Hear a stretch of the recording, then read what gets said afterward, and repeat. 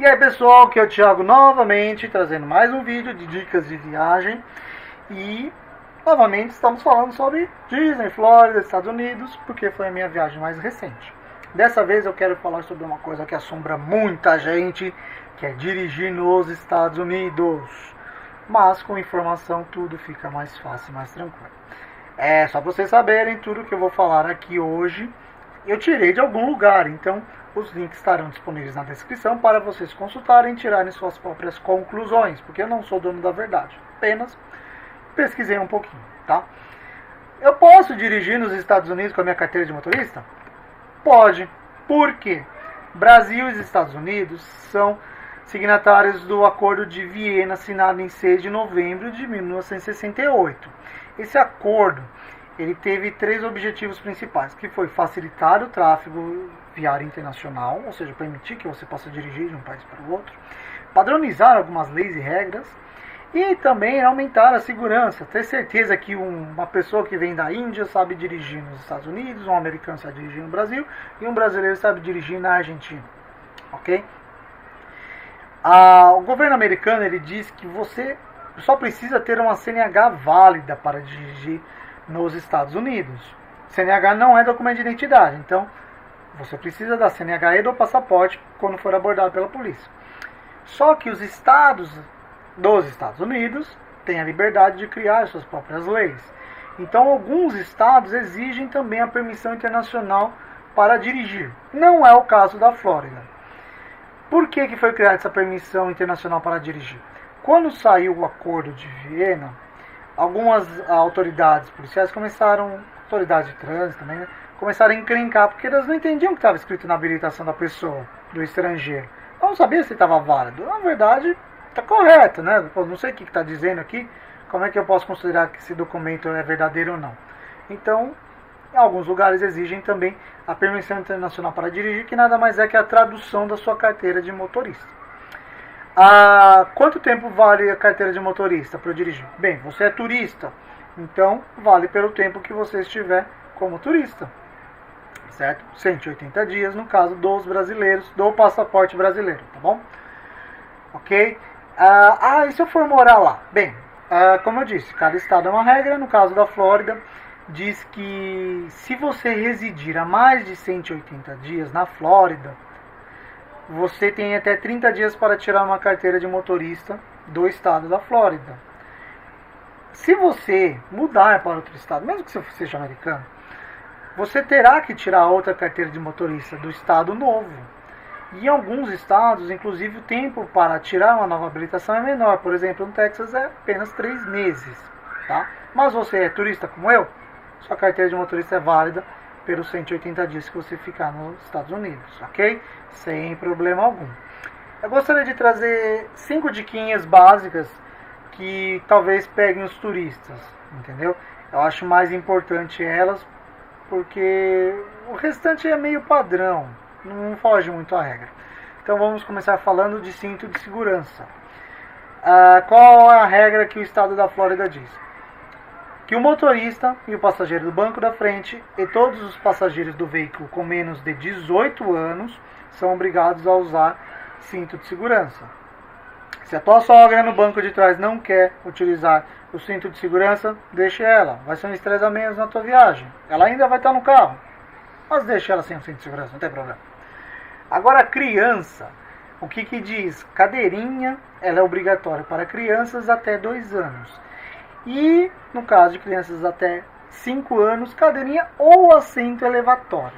Que pode ser aquele tanto da Dodge Fremont, né? Dodge Journey, né? Fiat Fremont Dodge Journey. Que levanta, você tem assento elevatório ali no próprio carro. Ou aquele booster que você compra no Walmart por apenas $14. Então, eles podem utilizar. Até 5 anos é obrigatório. A lei diz que a cadeirinha mais indicada é aquela que seus filhos se sentem mais seguros e confortáveis. Então não tem muito a questão de qual modelo tem que usar. Não, aquele que ele se sente mais seguro e confortável é aquele que ele tem que usar. Tá? A criança no banco da frente. Gente, cuidado, porque no Brasil é a partir de 7 anos e meio que não precisa mais de assento elevatório, mas 10 anos para ir para o banco da frente. Nos Estados Unidos, não. Menores de 13 anos, banco de trás. Somente com 13 anos, somente quando for adolescente, pode ir no banco da frente. Ok? Criança, banco de trás. Sem choros, sem vela. Bora. Ok? Agora falando um pouquinho da placa de stop. Vocês sabem o que significa stop? É pare, não é diminua a velocidade e entre. Não, é pare, tá? Nos Estados Unidos pare é pare mesmo, ok? Então, pare mesmo, para não ter problema, tá? Ah, já parei meu carro. Só que tem outro carro vindo. Qual que é a regra? Quem chegou primeiro, vai primeiro. Independente se os 3 carros na frente de você foram e tem um outro carro do lado direito, você vai ter que esperar todo mundo que chegou antes. Inclusive aquele carro que está do lado direito, que chegou antes que você, ele pode passar antes que você, tá? Não vá no vácuo, não é assim que funciona, tá? Ah, chegou todo mundo junto. Sempre a preferência de quem está do lado direito, tá bom? Ótimo. Agora falando desse sinal vermelho, gente, eu amo isso porque sinal vermelho significa pare.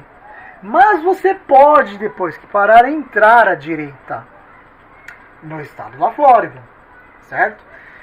Exceto... Ah, primeiro, calma, vamos voltar um pouquinho aí. Você pode entrar à direita no vermelho, só que você tem que dar uma paradinha. E a preferência sempre é dos veículos que estão no sentido que está verde e dos pedestres, tá? Se você estiver numa via de mão única, você também pode entrar à esquerda, tá bom? Lembrando das preferências. Exceto no caso quando você tem a sinalização dizendo que não pode entrar à direita. Por exemplo, nesse caso, ela diz que don't turn on red. Nossa, meu inglês tá ótimo. Depois vocês deixam os comentários do meu inglês, o que vocês acharam. Don't turn on red. Não entre à direita no vermelho. E ainda é mais específico. Não entre à direita no vermelho das 7 da manhã às 7 da noite, de segunda a sexta. Então, se você estiver às 6h59 da segunda-feira, você pode entrar à direita no vermelho. Se você estiver às 6h59 da noite, na sexta-feira, você não pode entrar no vermelho, ok? Passou 7 da noite, pode ir. Com calma, tá? Mas pode. Agora eu gostaria de falar de ônibus. Não só ônibus escolar, mas ônibus também. Transporte coletivo e transporte escolar.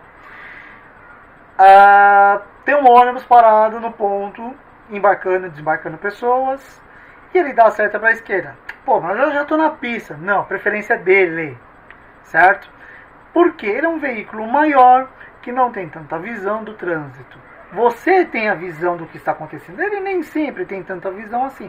Então você pode parar e deixar ele ir. Depois você segue seu caminho.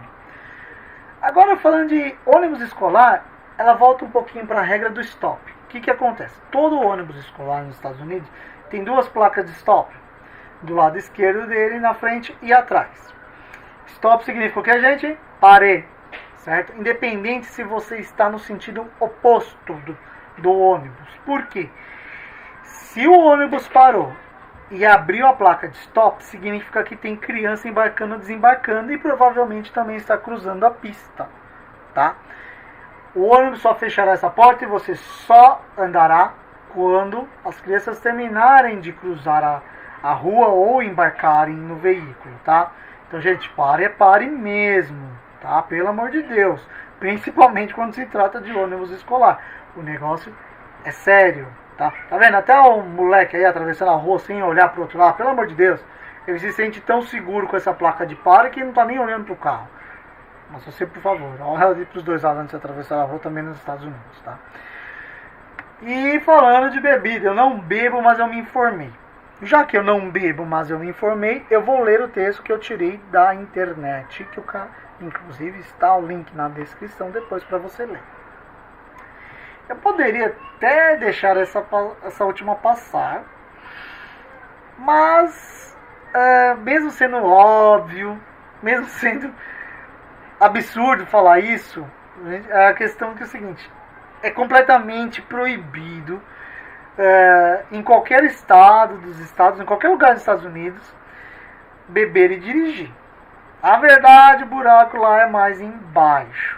Você e ninguém no veículo, dentro do veículo, dentro do carro, pode transportar bebida alcoólica aberta, tá? Nesse caso, gente, Tá fechada mesmo assim, bota no porta-malas. Não crie encrenca, não vá tentar se justificar com o policial. Primeiro porque talvez você nem fale inglês direito, até você explicar. Bebida alcoólica, por favor. Coloca no banco. Não, no banco de trás não, gente, pelo amor de Deus. Coloca no porta-malas, tá bom? E assim, mesmo que ninguém tenha bebido, se tiver uma latinha de cerveja, uma garrafa de vodka, qualquer coisinha dentro do carro aberta, o policial não quer saber. Você vai tomar uma multa e vai ser uma multa lascada. A tolerância de quantidade de álcool no sangue varia muito de estado para estado. Mas o que não varia é uma coisa: vai ser pesado. A multa vai ser pesada, tá? Então, gente, não dá bobeira com bebida alcoólica, tá bom? Quer comprar umas Smirnoff, uns Zerovski, uns vodkas, uns Heineken, coloca no porta-malas e leva para o apartamento, leva para casa. Não faça isso dentro do carro. O negócio é sério, tá? Então é isso, gente.